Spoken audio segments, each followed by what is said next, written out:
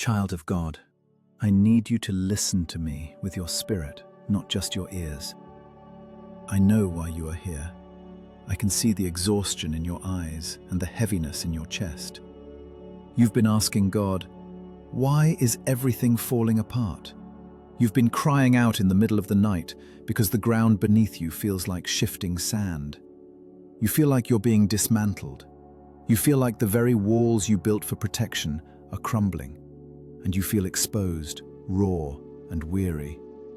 But hear me clearly. You are not falling apart. You are being deconstructed so that you can be reconstructed into something the gates of hell cannot move. You are in a season of divine agitation. The pressure you feel is not the weight of the world crushing you. It is the hand of the potter reshaping you. You've been praying for peace, but God has given you a storm. You've been praying for comfort, but God has given you a furnace. Do not mistake the process for the punishment. The shaking is not your end. The shaking is your making. The divine explanation.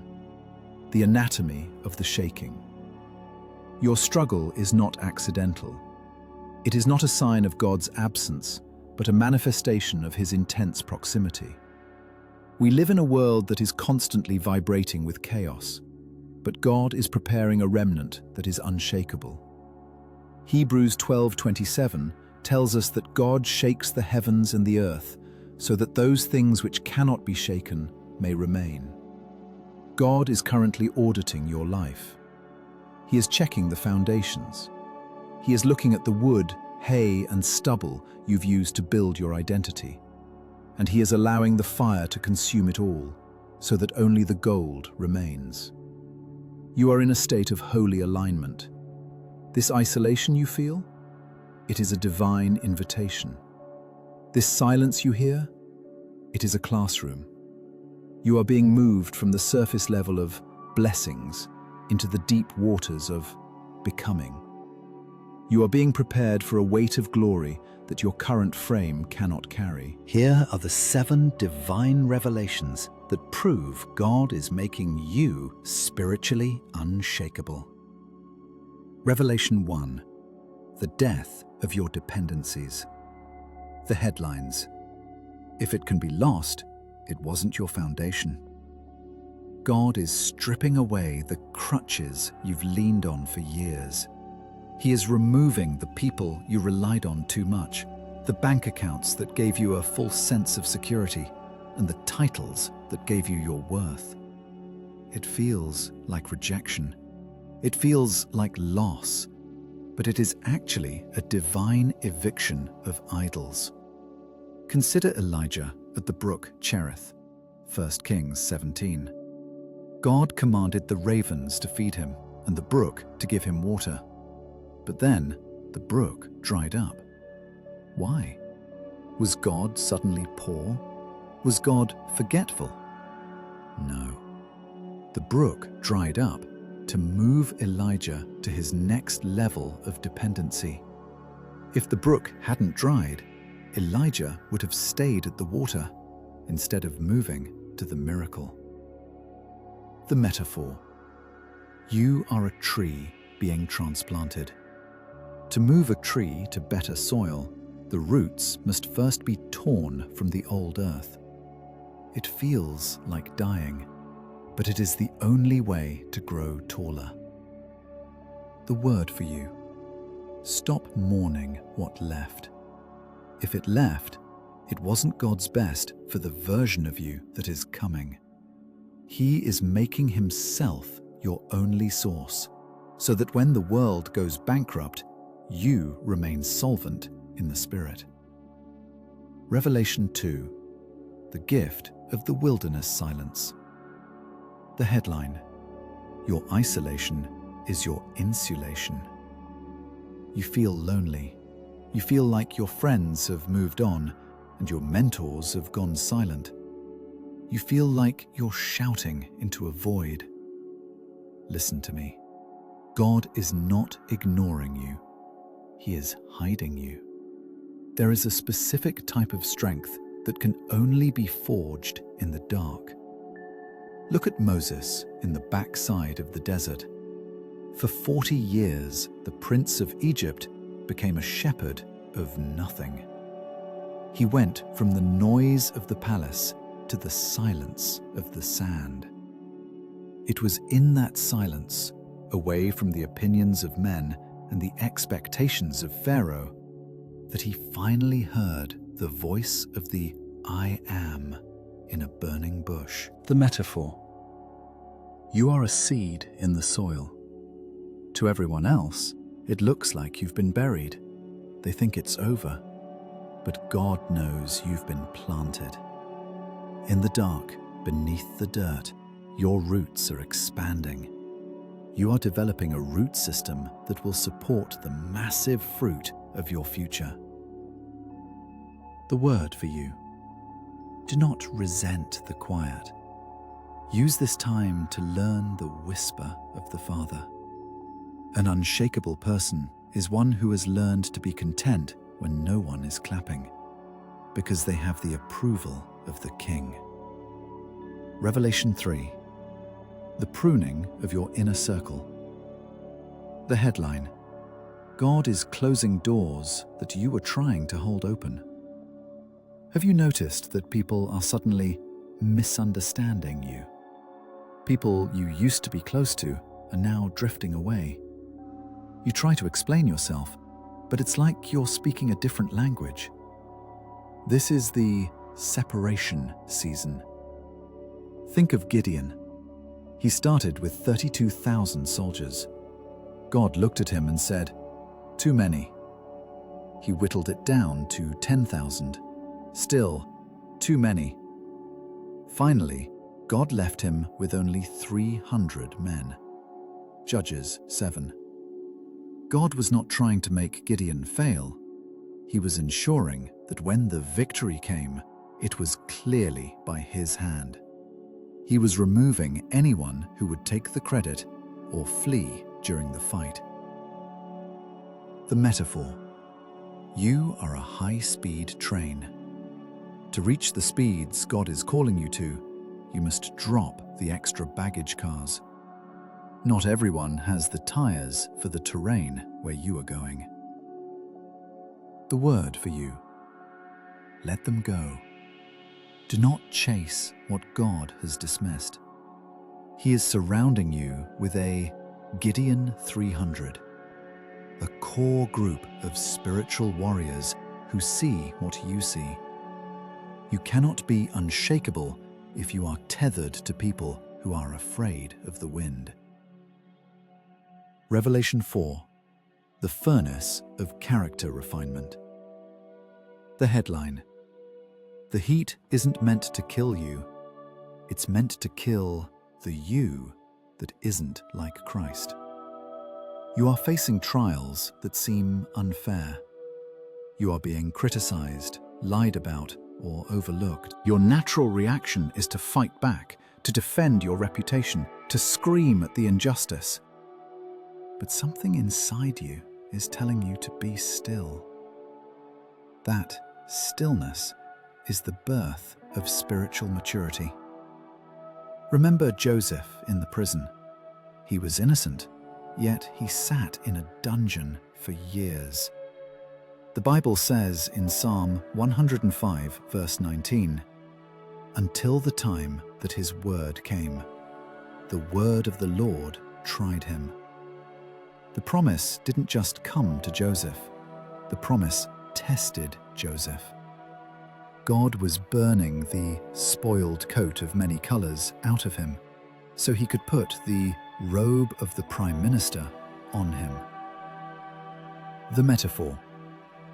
You are gold in the crucible. The goldsmith keeps the metal in the fire until the impurities rise to the top and are skimmed away. How does he know it's done? When he can see his own reflection in the gold. The word for you.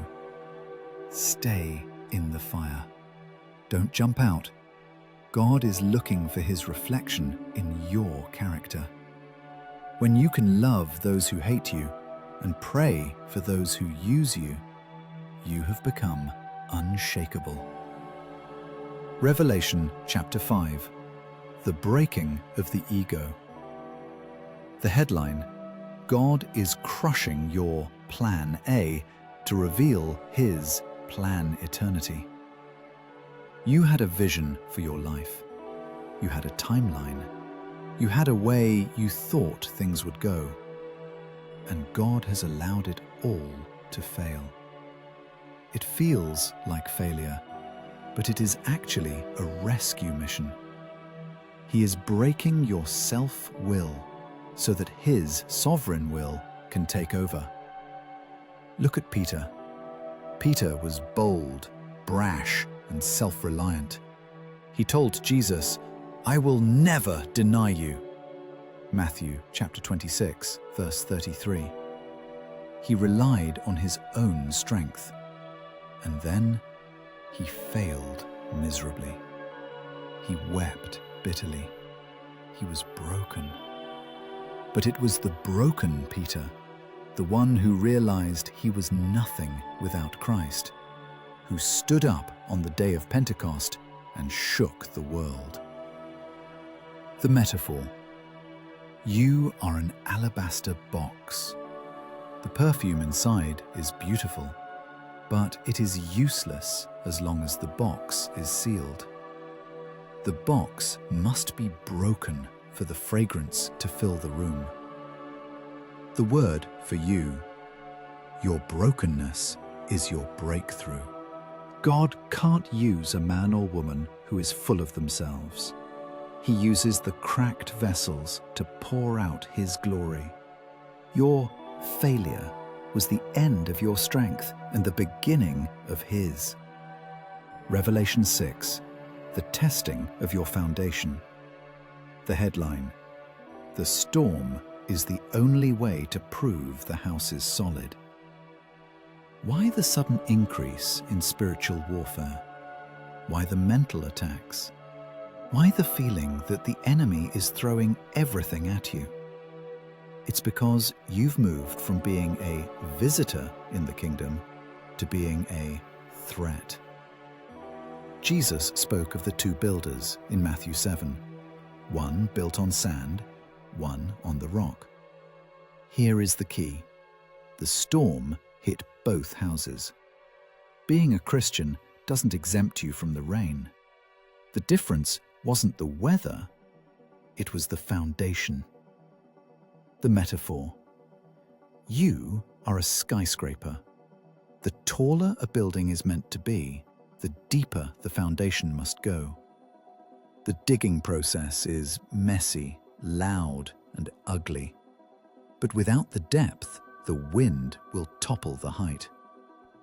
The word for you: dig deeper. Spend more time in the Word. Spend more time in prayer. If the storm is hitting you hard right now, it's because God is building something high in your life, and He needs to make sure you won't fall when the winds of fame, influence, or power arrive. Revelation 7. The awareness of the fourth man. The headline: you are realizing that you are never, ever alone. The final sign that God is making you unshakable is a shift in your perception. You stop looking at the problem and start looking at the provider. You realize that the fire doesn't smell like smoke when Jesus is standing in it with you. Think of Shadrach, Meshach, and Abednego in Daniel 3. The king threw them into the furnace, heated 7 times hotter. But when the king looked in, he didn't see 3 men dying. He saw 4 men walking, and the 4th looked like the Son of God. The fire didn't burn them, it only burned the ropes that bound them. The metaphor: you are an anchor. An anchor's job isn't to stop the waves. It's to hold the ship to something deeper than the waves. The word for you: look around you. Do you see him? He is in the hospital room. He is in the courtroom. He is in the unemployment office. He is in the lonely apartment. When you realize that the presence of God is your permanent reality, nothing on this earth can shake you. The prophetic declaration. Child of God, hear the word of the Lord for your life today. The shaking is coming to an end, but you will not emerge as the person you were. You are coming out of this wilderness with a power you didn't have before. You are coming out with a conviction that cannot be bought. You are coming out with a peace that surpasses all understanding. I declare over you right now, the enemy meant it for evil, but God is turning it for your good. Every tear you shed in the dark has become a seed for your harvest in the light. The doors that closed were locked by God to keep you from a destiny that was too small for you. You are being forged into a weapon of righteousness. You will not break. You will not fold. You will not fail. God has not forgotten you.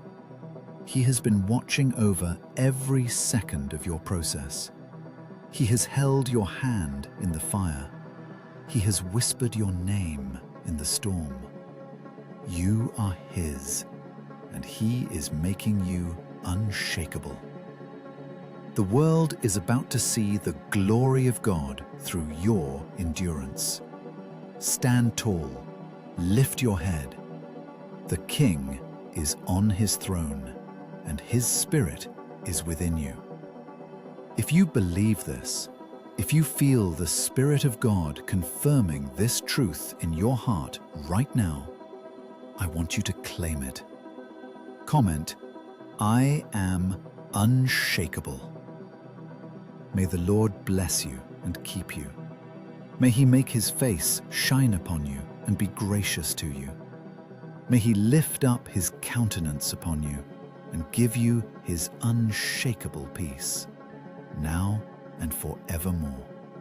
Amen.